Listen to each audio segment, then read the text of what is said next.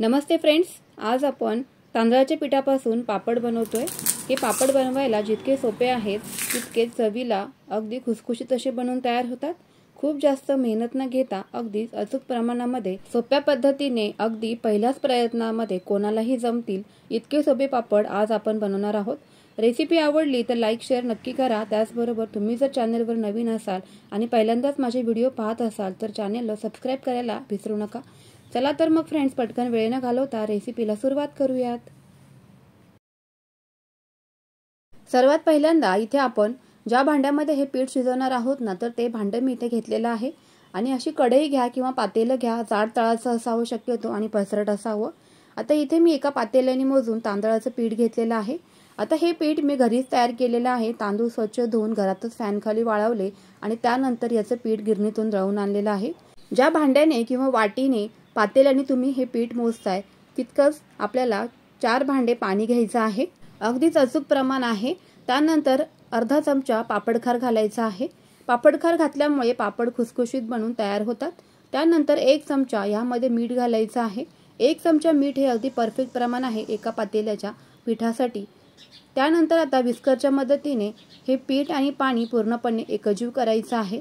गॅसवर ठेवण्याआधीच आपल्याला ही पूर्णपणे प्रोसेस खालीच करून घ्यायची आहे। म्हणजे गॅसवर जर का हे ठेवलं ना मिश्रण तर ह्याच्या लगेच गुठळ्या होऊ लागतात।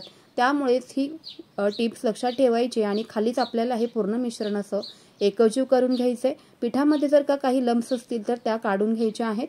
आता हे आपण कढई जी आहे ना ती गॅसवर ठेवायची आहे आणि सुरुवातीला अगदी हे कोमट होईपर्यंत मिश्रण गॅसची फ्लेम फास्ट ठेवली तरी सुद्धा चालेल आणि अशा विस्करच्या मदतीने हे संपूर्ण मिश्रण एकसारखं सतत हलवत राहायचे, जेणेकरून आपलं हे पीठ एकसारखं असं शिजलं जाईल।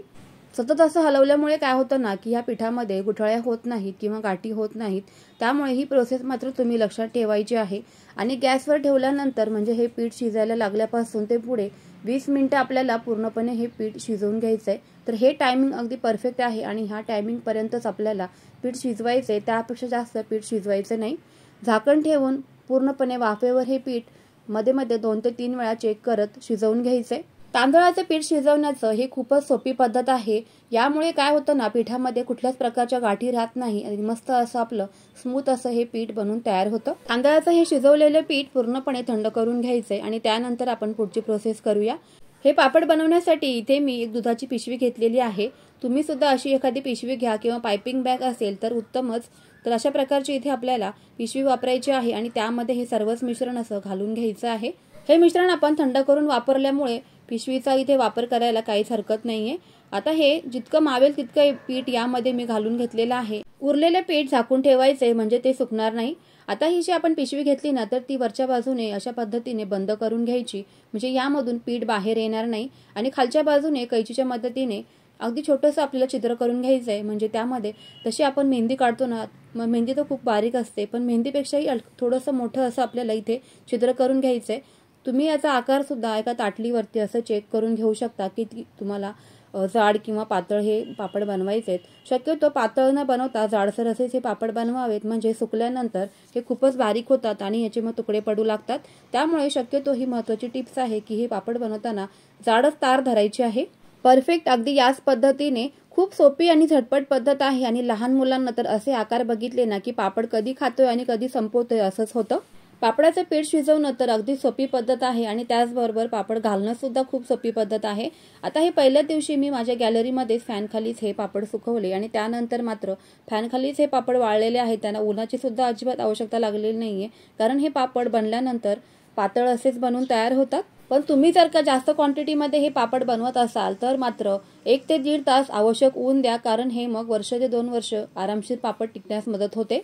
तुम्ही हव्या त्या आकारामध्ये हे पापड अगदी सहज बनवू शकता। पहिल्यांदाच जरी तुम्ही हे पापड बनवताय ना तर मी सांगितल्याप्रमाणे अचूक प्रमाण घ्या आणि सांगितलेल्या पद्धतीप्रमाणे हे पापड बनवा।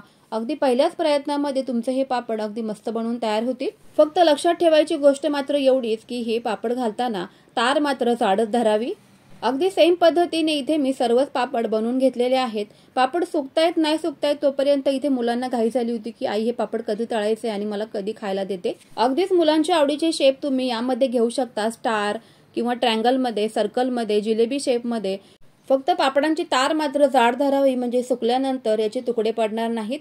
हे पापड मी अगदीच घरामध्ये सुकवलेले आहे। सुकल्यानंतर ते या पद्धतीने दिसतात, तुम्ही बघू शकता। मस्त असा आकार आपल्या पापडांना इथे आलेला आहे।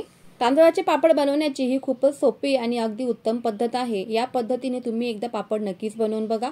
लहान मुलं तर भरपूरच खुश होऊन जातील। एकदा बनवल्यानंतर मात्र 1 ते 2 वर्ष हे पापड हवाबंद डब्यामध्ये आरामशीर टिकतात। आता काही तळून बघूया। तर त्यासाठी इथे तेल मी मध्यम गरम करून घेतलेलं आहे। खूप जास्त कडकडीत पण तेल गरम करायचं नाही, कारण पापड पातळ असल्यामुळे लगेच करपू शकतो, तर ही गोष्ट मात्र लक्षात ठेवायची आहे। तळल्यानंतर तुम्ही बघू शकताय की अगदी दुप्पट तिप्पट हे मस्त असे तांदळाचे पापड फुलले देखील आहेत। परफेक्ट प्रमाणामध्ये पापड खार घातल्यामुळे पापडांचा रंग तुम्ही पाहू शकताय, अगदी पांढरा शुभ्र असा आलेला आहे। अगदीच पापड लालसर पडले नाहीयेत किंवा काळे असे पडलेले नाहीयेत, मस्त पांढरे शुभ्र असे पापड खुसखुशीत बनवून तयार झालेले आहेत। तर असेच मी काही पापड इथे तळून घेते। बनवायला जितके सोपे आहेत तितकेच खायलाही अगदी खुसखुशीत आणि चविष्ट असे हे दुप्पट तिप्पट फुलणारे तांदळाचे पापड बनवून तयार होतात। तुम्ही सुद्धा हे पापड अगदी झटपट बनवू शकता आणि त्यासाठी उन्हाची पण आवश्यकता लागत नाही। घरामध्ये तुम्ही फॅन खाली हे पापड सुकवले तरी सुद्धा चालतात आणि मस्त असे हे पापड बनवून तयार होतात। आपल्या चॅनलवरती मी इतरही पापडांच्या रेसिपीज अपलोड केलेल्या आहेत।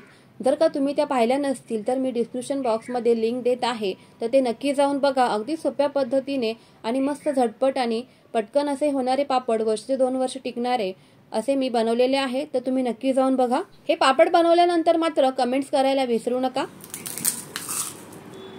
रेसिपी आवडली तर लाईक करा, शेअर करा। त्याचबरोबर तुम्ही जर का चॅनलवर नवीन असाल आणि माझे व्हिडिओ सर्वच आवडीने पाहताय तर चॅनलला सबस्क्राईब नक्की करा। चला तर मग फ्रेंड्स, पुन्हा भेटूया तुमच्या आवडीच्या रेसिपी सोबत। तोपर्यंत always keep smiling and keep cooking. Bye bye friends.